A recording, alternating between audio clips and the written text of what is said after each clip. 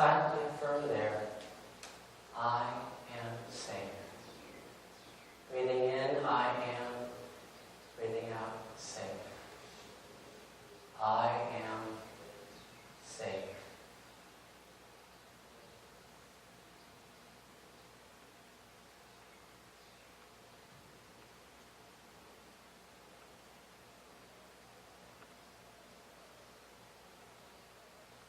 And now bring the awareness to the center of the heart, affirming there, I am loved. Breathing in, I am. Breathing out, love. I am loved.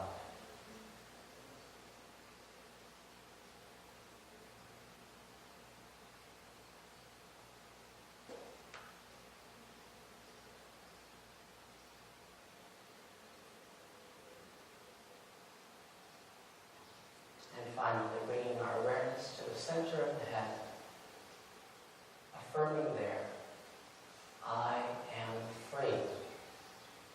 Breathing in, I am. Breathing out, free. I am free.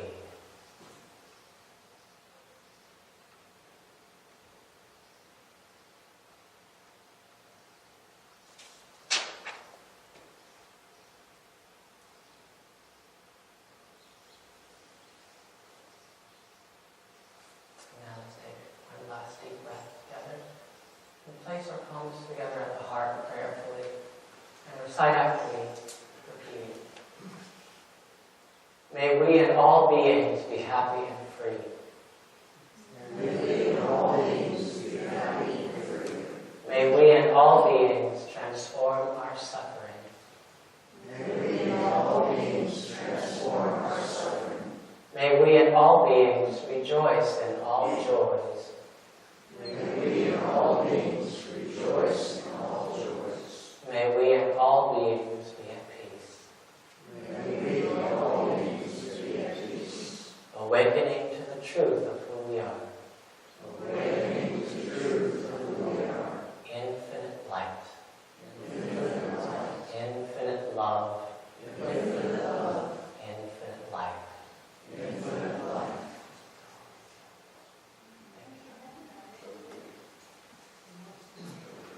Thank you so much for inviting me here.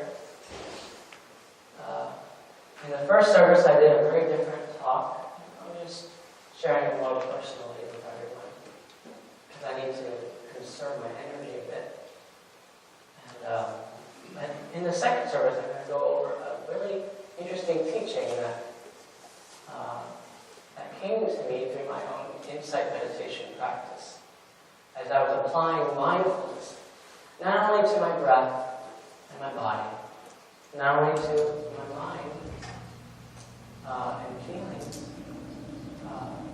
and not only to spiritual principles, universal principles of reality, but also as it is applied to our emotions.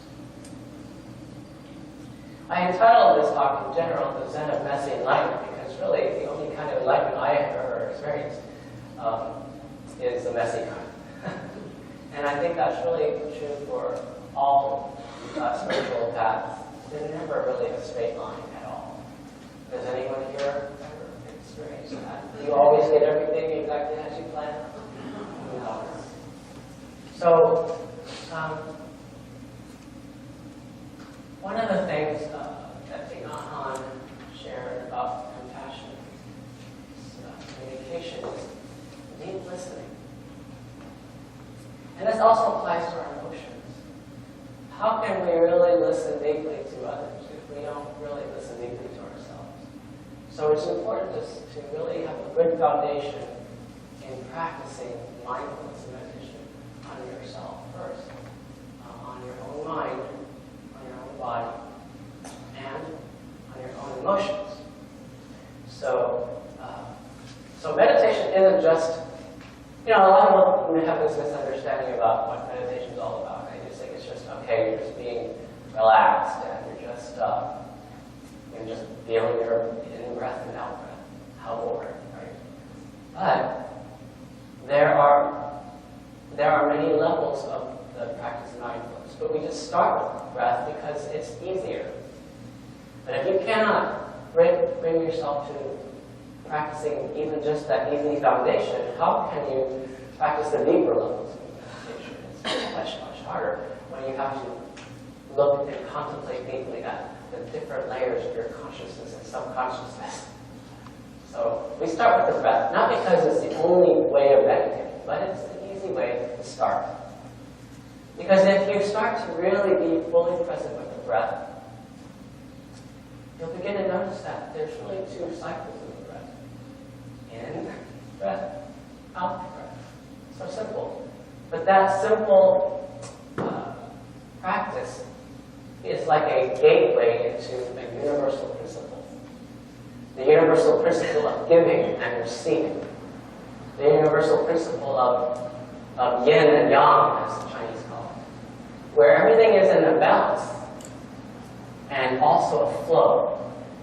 And so you start to realize that the entire universe actually expresses this flow of giving and receiving.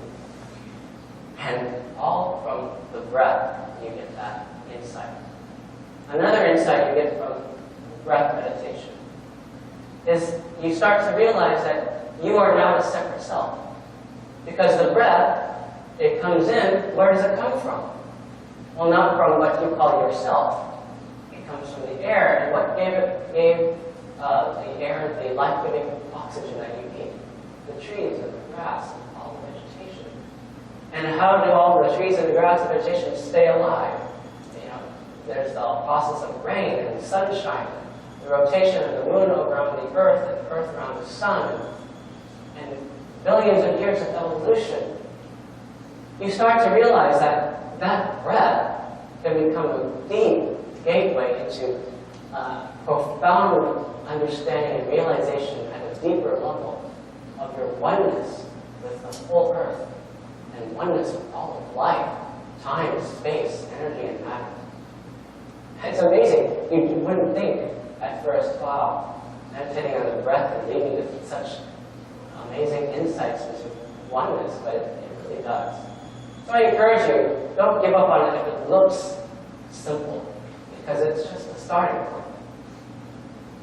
In Buddha's teachings, talked about mindfulness of the breath and then of the body, and then of feelings, and then of mind states, and then of spiritual principles of reality.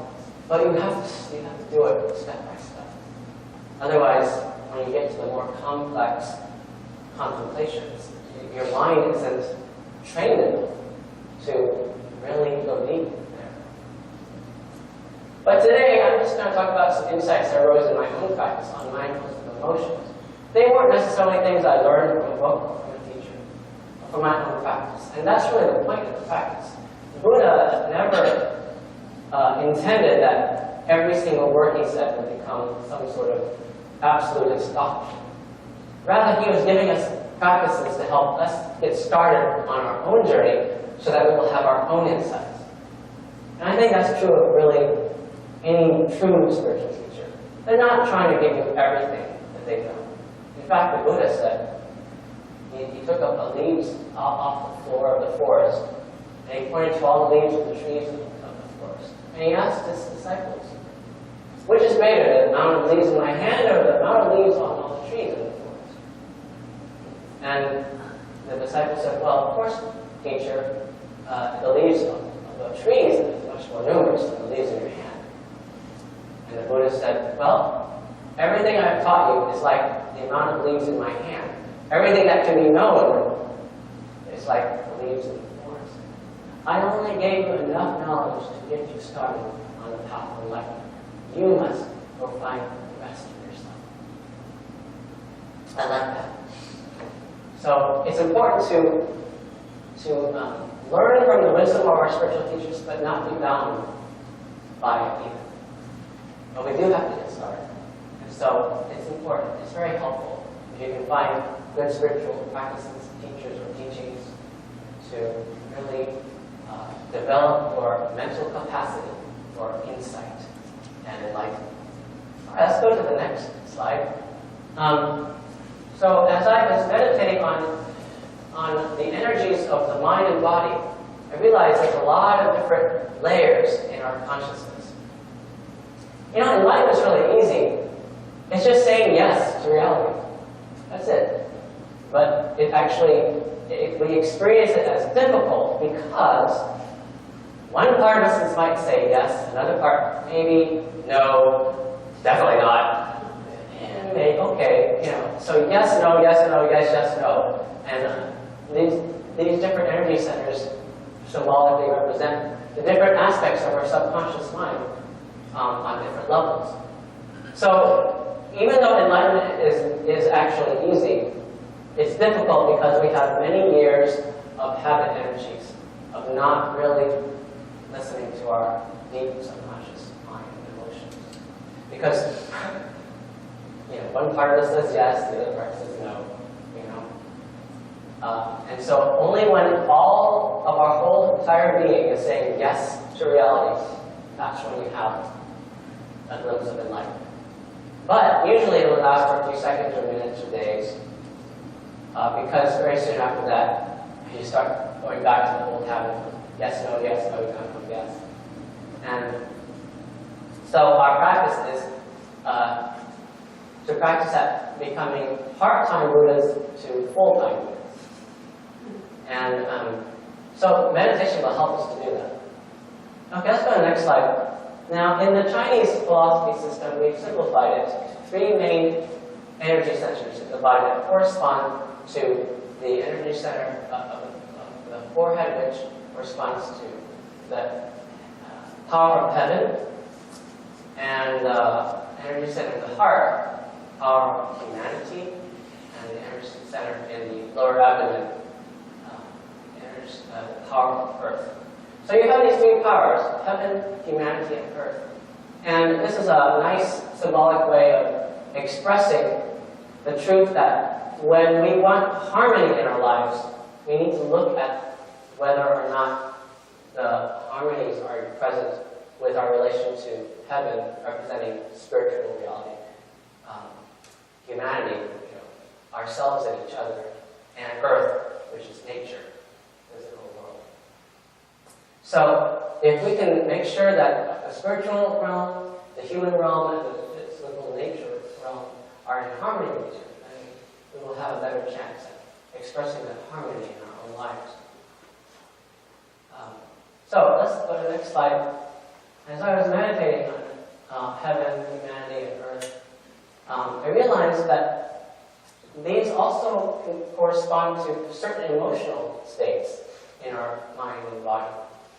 And I thought about it. Well, it seems that the easiest one I could think of is love.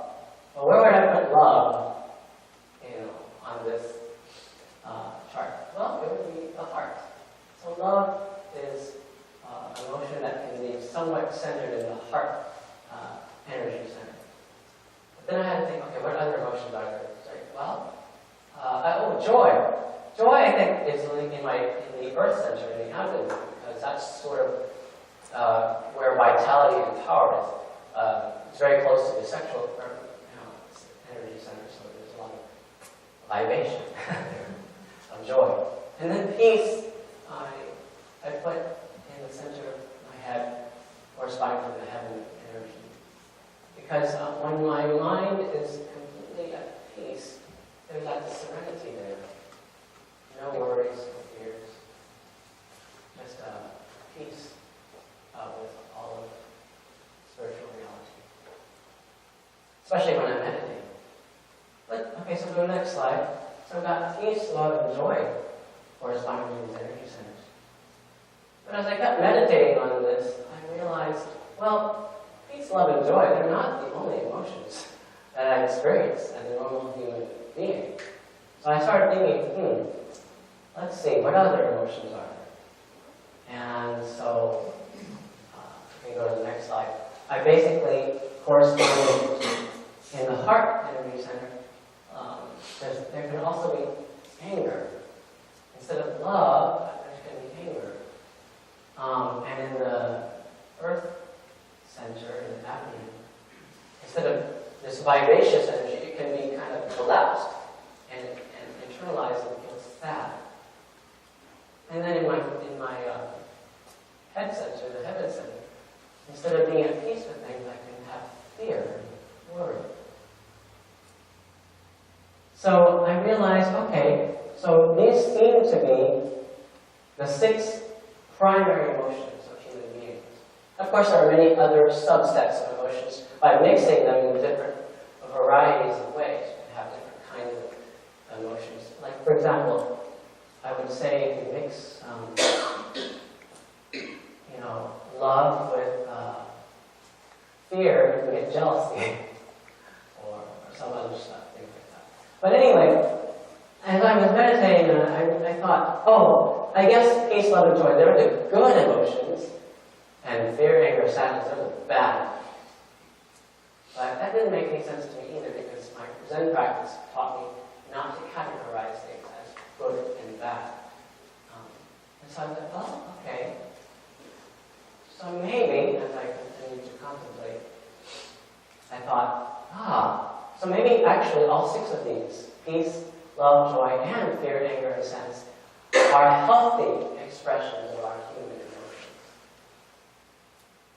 But when we don't take care of them mindfully, they may be able to degrade into unhealthy expressions. Because I discovered in my life when I have fear, it's normal. But when I start having a hatred for that fear, or a fear of that fear, that's when things start getting weird. Or when I feel anger, it's normal to feel anger from time to time. But then when I get angry at myself for feeling angry, it just degrades into a worse state than the initial anger. Or when I feel sadness, and then I start feeling fear about that sadness, or anger at that sadness, or even just rejection and of that sadness, pushing it away, it doesn't make it feel better. It makes it feel worse. And it usually degrades into another form, such as depression, or a very deep, debilitating kind of depression. So next slide. So we do have the healthy forms. And if we can just learn how to love our fear and anger and sadness and just accept them as messengers, But so many times we try to kill the messenger. But it's just a messenger. And it has a message from our mind and body telling us, hey, pay attention to something here. We need to learn how to cultivate our peace, love, and joy, and to take care of our fear, anger, and sadness. Because they're all just healthy.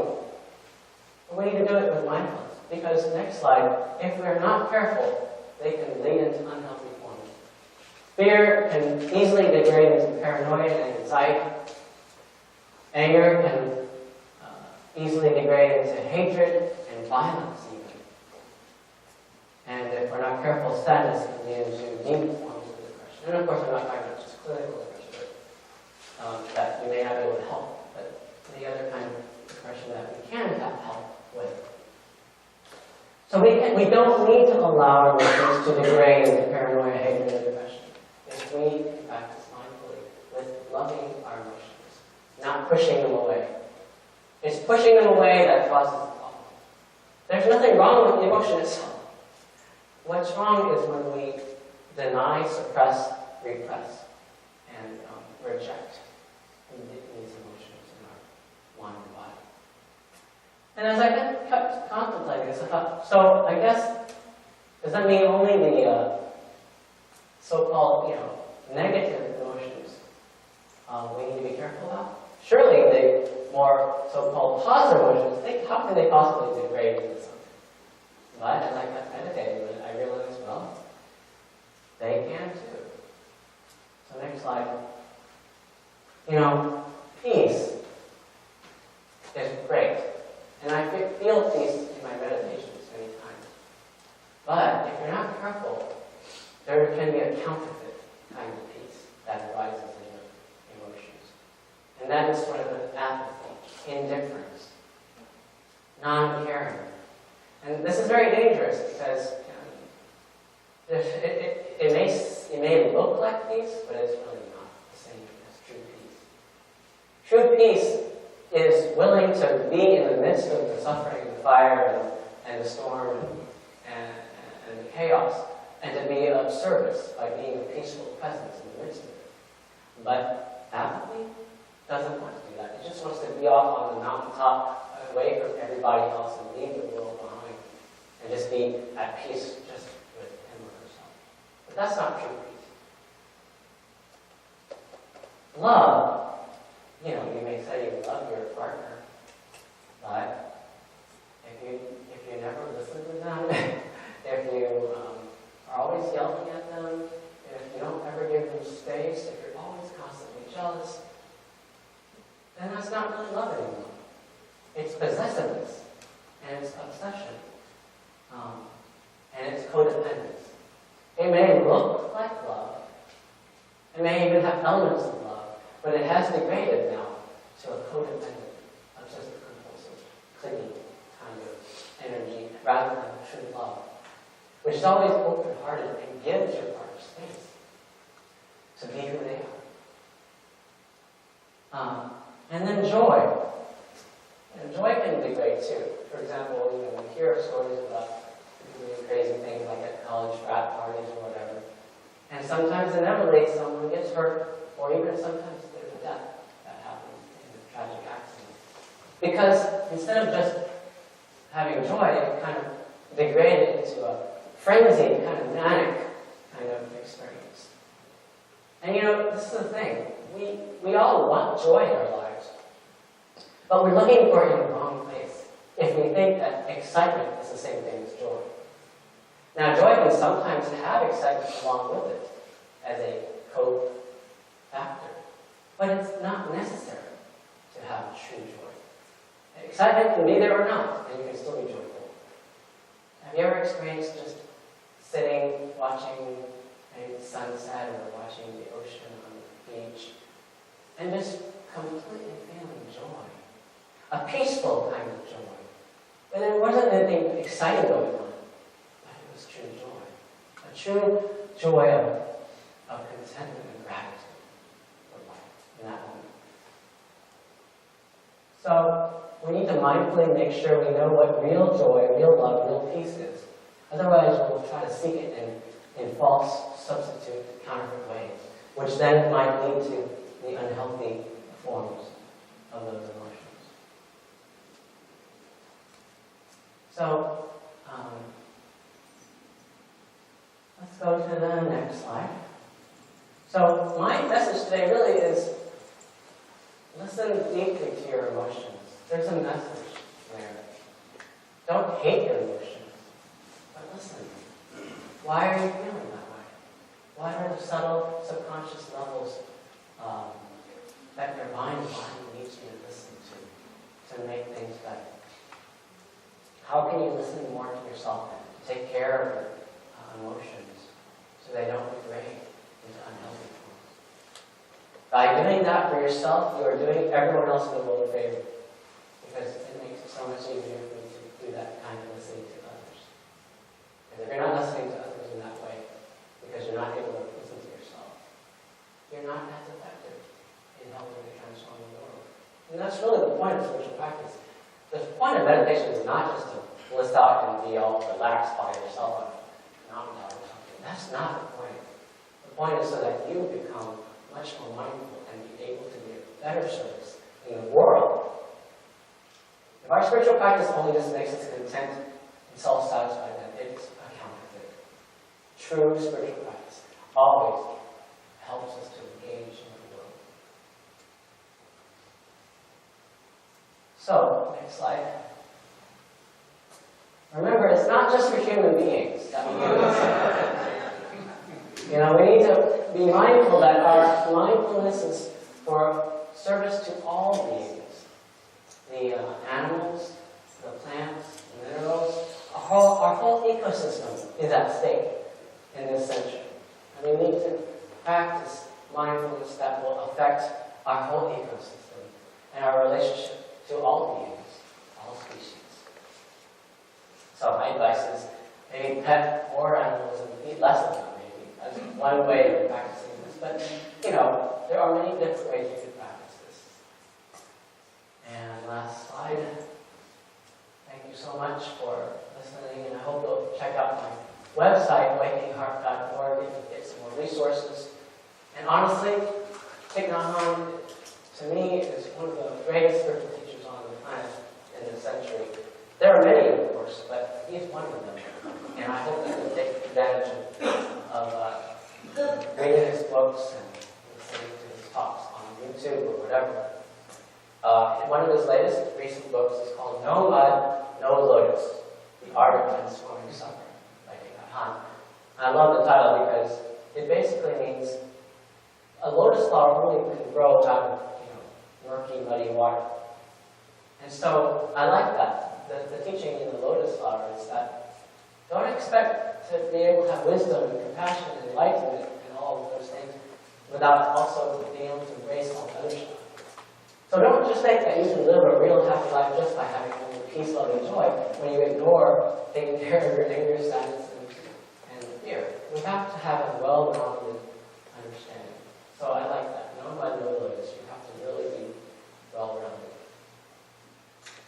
And last but not least, I hope that you'll consider making a donation of any amount for my music CD, Buddha is My Refuge.